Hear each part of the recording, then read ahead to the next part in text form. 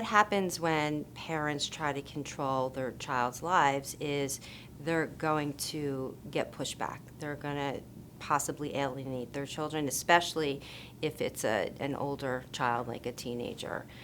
So we really need to be mindful as parents about how we want to approach different situations with our children. In some areas, we need to learn how to trust our parenting, and that the tools that we've given them over the years, that they're going to make the right decision. One of the most powerful stories that I've ever heard is the story of Janusz Korczak, who was a pediatrician and who was the director of the Warsaw Ghetto Children's Orphanage. He was also one of the most brilliant educators who ever lived.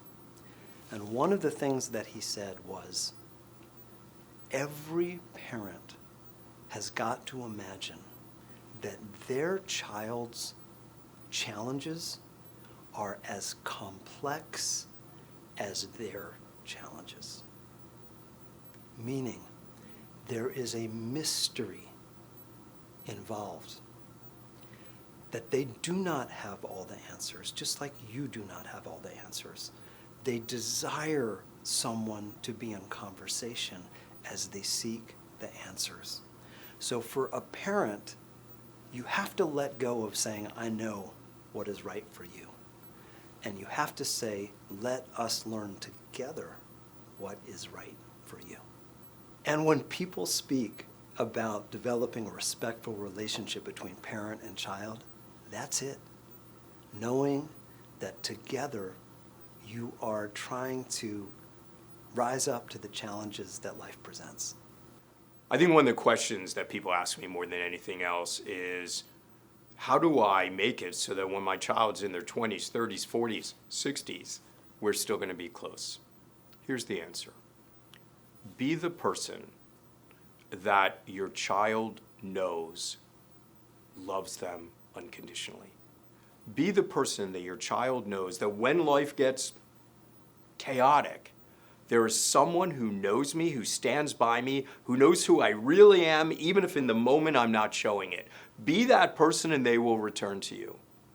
But there's one other trick. And the other trick is to be a guide, not to be controlling.